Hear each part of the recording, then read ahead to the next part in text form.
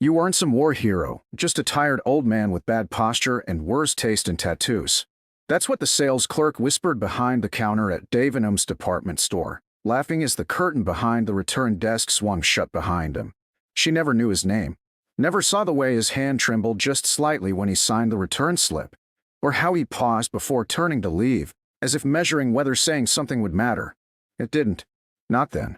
Not to anyone there.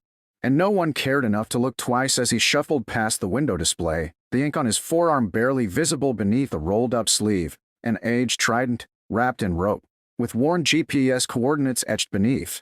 They didn't know what that meant. They didn't know the coordinates marked a rescue no one could talk about, not even now.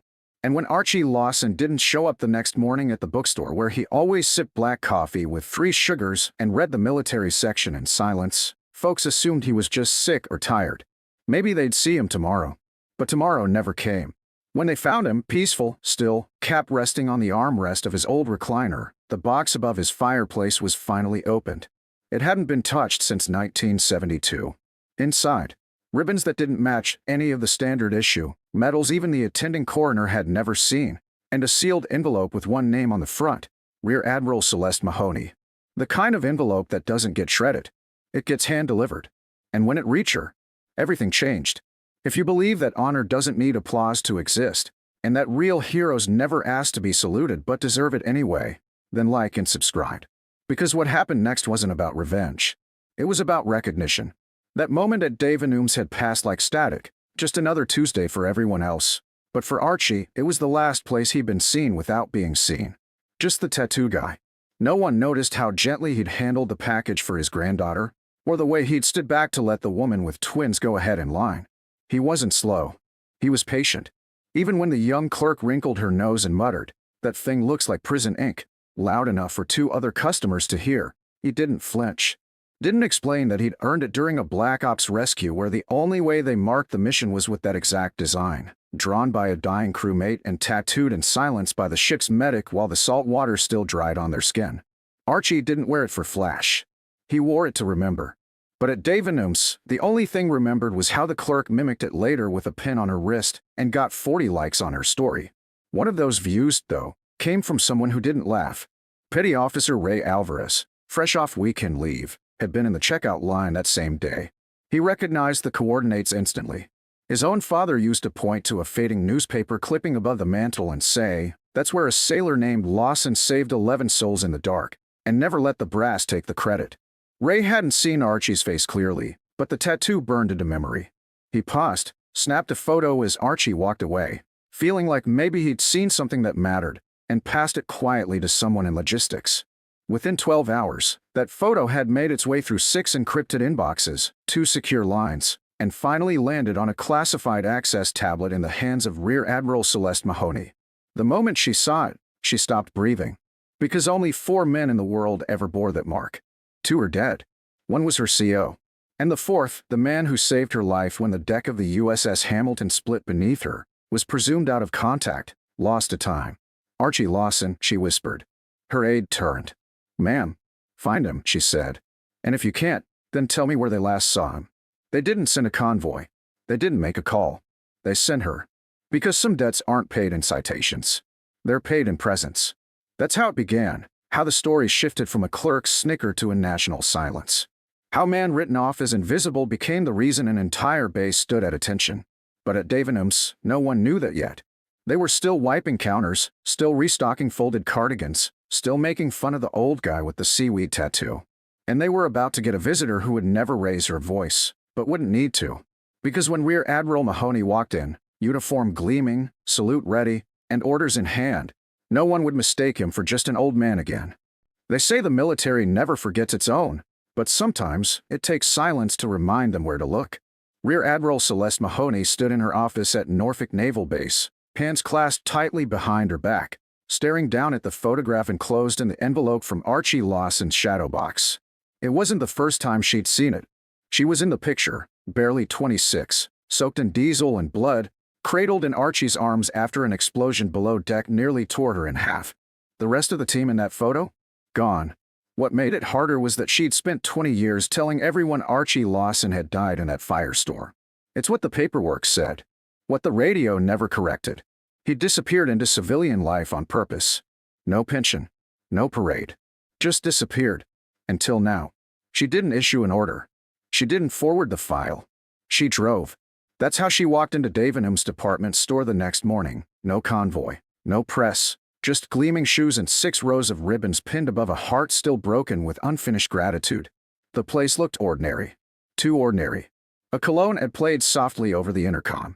The same clerk who'd mocked Archie's tattoo the day before was laughing again, this time joking about how her tattoo guy had probably served fries, not flags. He looked like he got that ink at a bus stop, she joked to a customer. Not even symmetrical. The register beeped. Laughter sparked again. But it died the moment Celeste Mahoney walked through those automatic doors. Her uniform caught light like glass. A sharp black and gold silhouette slicing through retail. She didn't say a word at first. She simply scanned the room, eyes hard, jaw locked, and stepped up to the customer service desk. "Is this where he stood?" she asked, her voice level, each syllable cut from steel. The clerk blinked. "Who?" "The Navy veteran you laughed at," Mahoney said, placing a photo on the counter. "Archibald Lawson. You called his tattoo ugly." The girl's face strained. The manager, alerted by the change in tone, rushed over, but Mahoney didn't move. She pointed to the coordinates in the photo. "That mark? That's from an unregistered op during Typhoon Kaleidoscope in 1981. 11 sailors saved, 2 recovered bodies, 1 undocumented storm evac. He carried 4 of them, including me." The store fell silent. The music paused, as if the speakers themselves were holding breath. He never told anyone. Because he wasn't built to brag. He was built to serve. And when you mocked him, you mocked every one of us he pulled from fire and water. The clerk stammered. I didn't know." "You didn't ask," Mahoney replied. She reached into her coat pocket and placed a challenge coin on the counter. Solid black, gold trim, engraved with the phrase, "Honor doesn't fade." This coin is issued by Naval Special Operations for acts above and beyond. We've only made 23 of them. Lawson earned 2. She left the coin on the counter and turned to leave. But as she reached the exit, something made her pause. A man had stepped through the revolving door. Middle-aged, stunned, holding a coffee and a folded newspaper.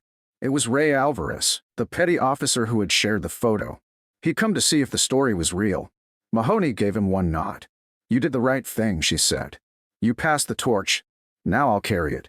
She stepped into the parking lot, raised her hand to her brow, and gave a salute, not to a man who stood there, but to the space he once occupied. And as she held it, tears rolling silently behind her sunglasses, she whispered to the sky, "I'm sorry we waited this long." Inside the store, no one laughed again.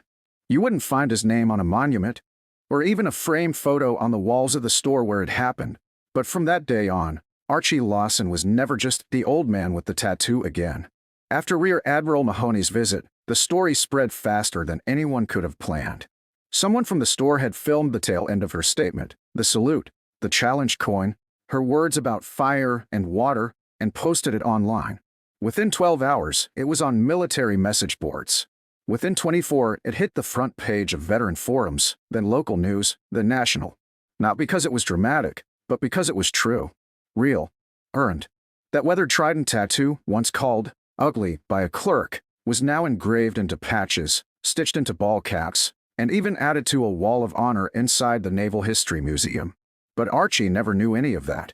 He wasn't alive to see it. What he left behind was quieter, smaller, but deeper. His granddaughter, Elise, sat in the front row of a memorial ceremony held just outside Norfolk Base, a gathering that hadn't been requested but assembled itself anyway. Veterans flew in. 2 of the men Archie rescued, who'd believed him dead for decades, stood in uniform and placed their hands on the folded flag given to Elise. Rear Admiral Mahoney didn't give a speech. She just stepped forward, placed Archie's medal set, restored, polished, framed, into Elise's hands, and said, "He didn't serve for thanks. But he deserves it anyway." That day, Davenham's store issued a formal apology, but no one really cared. Because the real legacy didn't live there. It lived in the way Ray Alvarez, now a full petty officer, started a mentorship program for young sailors called Operation Lawson, teaching them how to carry themselves with quiet dignity. It lived in the updated Navy Ethics Training course, which now included a module called Hidden Valor, How We Miss the Ones Who Never Shout. And it lived in every person who saw that video and finally understood that tattoos don't need to be trendy to carry truth, and that sometimes the most decorated among us are the ones we forget to look at. Elise, for her part, kept Archie's challenge coin in her backpack. She visited the bench outside Davenham's every Friday after school and left one sugar cube next to her coffee cup, just like he used to. When asked once in class what her grandfather did, she didn't say veteran. She said he saved people and never made them feel like they owed him for it. There wasn't a dry eye in the room. Because some stories don't end with a medal or a news clip. They end with the quiet knowledge that someone once stood between chaos and calm and never asked to be remembered for it. Archie Lawson didn't leave behind a statue. He left behind a standard. And now, when people pass a weathered man with an old trident tattoo, they think twice before they laugh. Some even pause. Some salute. Because one old sailor, once dismissed and mocked, reminded the whole country that ugly is never the word for sacrifice. And that respect, real respect, sometimes waits its whole life in silence, just for one person to finally look up and see it.